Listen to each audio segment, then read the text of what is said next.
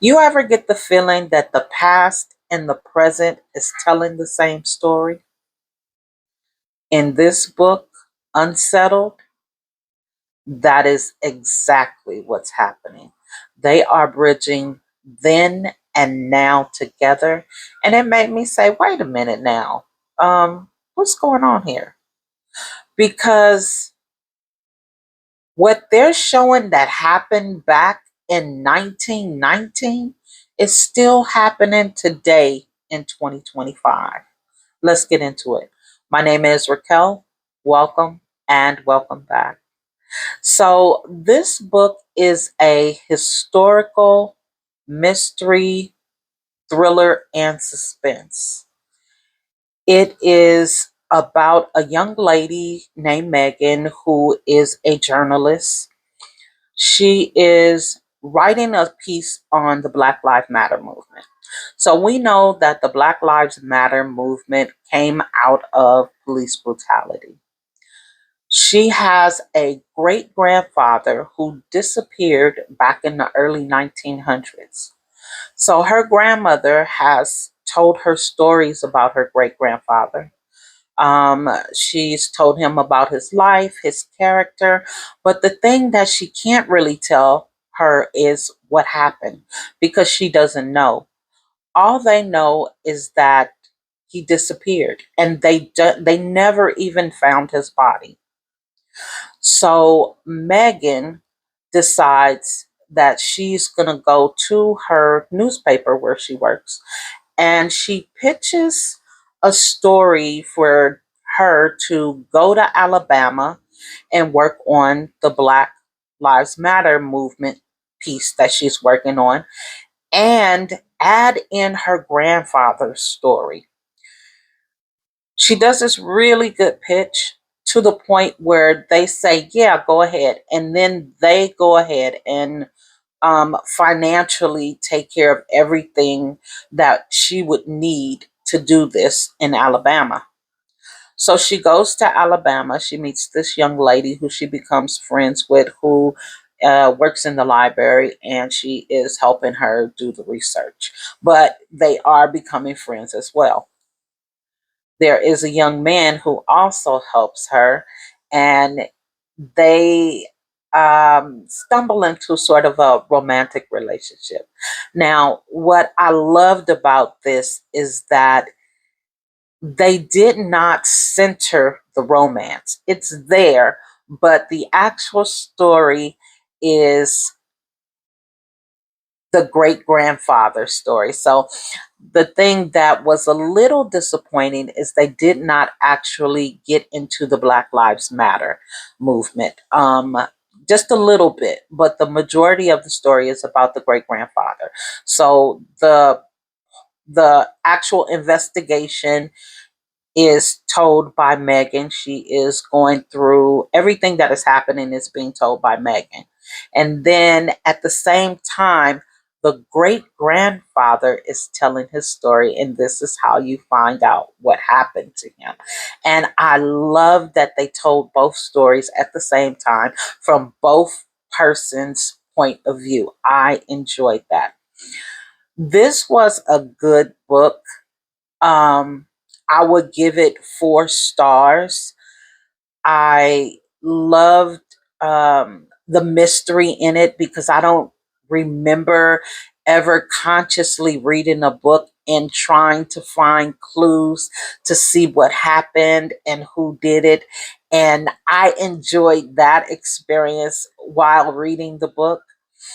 I feel like this story was actually based on some events of the actual author. These partially, this happened in her life. And I felt like that came through.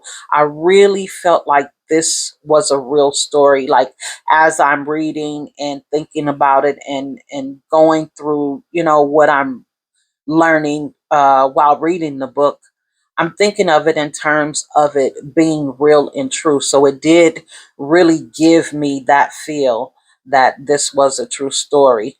and it's based on their on the author's life. So I enjoyed that as well. I thought that was really cool. What initially drew me into the book is the cover. So I've seen this book several times. It has two covers. The first cover is not interesting at all. It is just, I don't know, it's some weird colors, yellow and purple and red, and it just, I mean, it's nothing about it that really pulled me in. So when I saw it again, I didn't even realize that it was the same book. The cover has what looks like to me possibly could be Megan and her great grandfather's faces put together. I don't know that. The cover's really interesting. I've looked at it and looked at it, and that's what I think it is. And once I was looking at the cover, I did go in. Once I read the synopsis, I was like, "Oh yeah, this really sounds interesting." I don't think that I really paid that much attention to the fact that it was mystery suspense. I knew that it was historical fiction, but the mystery suspense thriller part, that kind of came a little ways into the book, not very far. I did just go back and look to check it out, and I saw that it was mystery, and I was like, that's interesting to put historical fiction and mystery together. Just recently I read a historical horror book. And so I am really enjoying putting historical fiction with another genre. So that is really cool to me right now. But this was a good book. I would give it like a 4 star. Maybe 4.3, something like that, maybe even a 4.5. It was good. It pulled me in from the very beginning. When I first started reading the book, it came off interesting. It did have a little bit of ebb and flow, ups and downs. It wasn't to the point where I had to put the book down and, consciously pick it up. It was some books are just like that, up and down. And it wasn't a big deal. It was not a big deal at all. Um,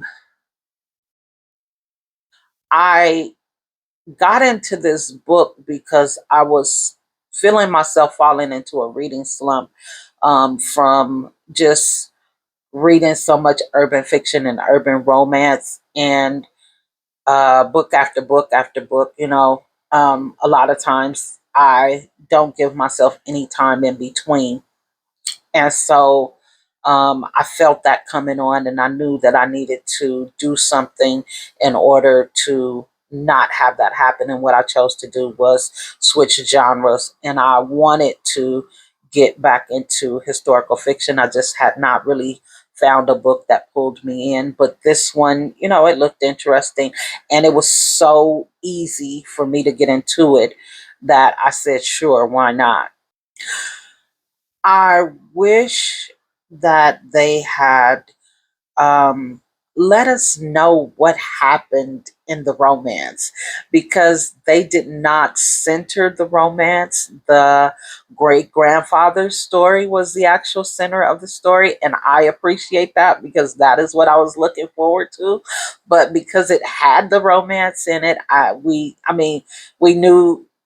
From the beginning that she lived in another state and that she was basically just visiting, but um, because they had this romance, I kind of just want to know what happened with it. Like I want to know, what happened next, And they didn't really get into it. And so that was something that I really wish they would have closed out, because they kind of left it on a cliffhanger, and I don't think that this book has a part two. So I guess you can leave it up to your imagination to what happened next. But that was something I wish that they had just at least closed it out. And if you have a historical mystery you want to recommend, drop it down in the comments. I will be happy to read it. I think that I enjoyed this book that much that I'm going to be looking for historical mysteries. I enjoyed the act of trying to figure out who did it and what happened, and looking for pieces to connect together. I enjoyed that. I really did. I don't think that I felt like this was like an interactive experience. I enjoyed it. I enjoyed the book. I'm going to be reading more historical mysteries whenever I can find one. So, like I said, if you got one, drop it down in the comments. I would love to see if it's something that I want to read. And I read a historical horror recently. It was a book on my new releases in July called Blood Slaves, and it was good. So if you guys have not read Blood Slaves, it's good. It is it's on Kindle Unlimited. As a matter of fact, it is by Marcus Redmond, and it is good. I would give that book maybe like a 4 star. So if you're looking for something good to read, these are two good books. Let me know if you've ever read a historical mystery, and if you know of any good historical mysteries, please drop them down in the comments, because I'm thinking that I would love to read another historical mystery. Yeah, so let me know if you think you would read this book.